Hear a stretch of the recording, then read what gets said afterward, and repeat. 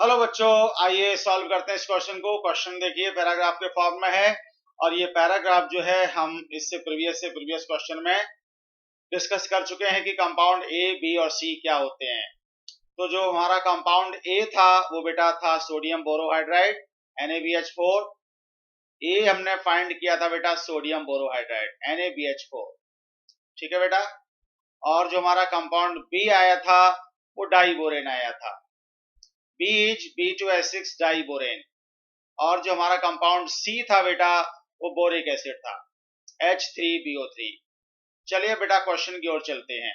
Question क्या है बेटा, which of the following statement is correct for hydride B. जो बी है बेटा हमारा हाइड्राइड तो यही है ना, जिसमें केवल हाइड्रोजन और दूसरा एलिमेंट हो, बस और कोई एलिमेंट ना हो। करेक्ट बताना इसके बारे में। पहला देखिए, 1 mole of it react with 2 moles of HCl। तो देखते हैं, अगर मैं B2H6 का रिएक्शन कराऊं HCl के साथ तो क्या बनेगा बेटा, यहां बनेगा बेटा B2H5Cl, ठीक है। और एक H यहां से, एक H यहां से, प्लस क्या H2। तो यहां बेटा एक ही मोल तो यूज हुआ।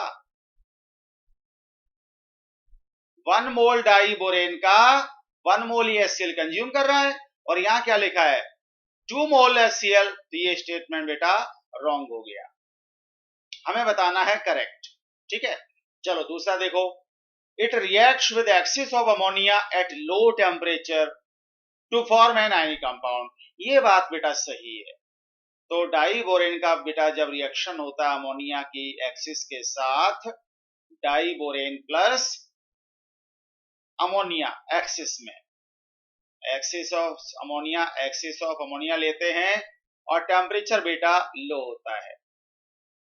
लो टेम्परेचर जब हम लेते हैं उस केस में बेटा लो टी लिख दिया मैंने, टी का मतलब बेटा टेम्परेचर है। तो आयनिक कंपाउंड बनता, कौन सा कंपाउंड बनता है, कंपाउंड बनता है बेटा यहां पर 2NH3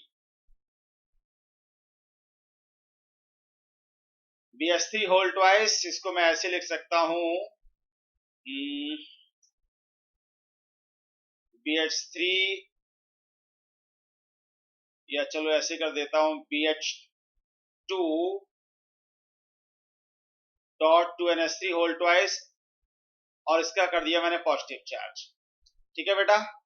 और साथ में यहां पर BH4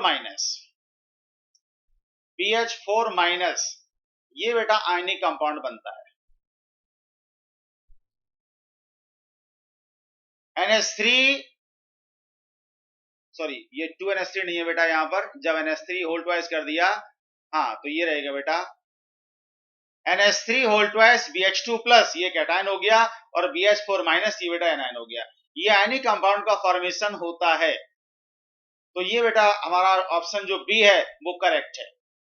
So when diborane reacts with excess of ammonia at low temperature, then we get this ionic compound NH3 whole twice BH2 plus BH4 minus, ठीक है बेटा, करेक्ट स्टेटमेंट ये है। Now 1 mole of it react with 1 mole of trimethylamine। नहीं बेटा, diborane है तो जैसे मैं इसको इस तरह से लिखूं, हाफ B2H6 लिखूं मैं।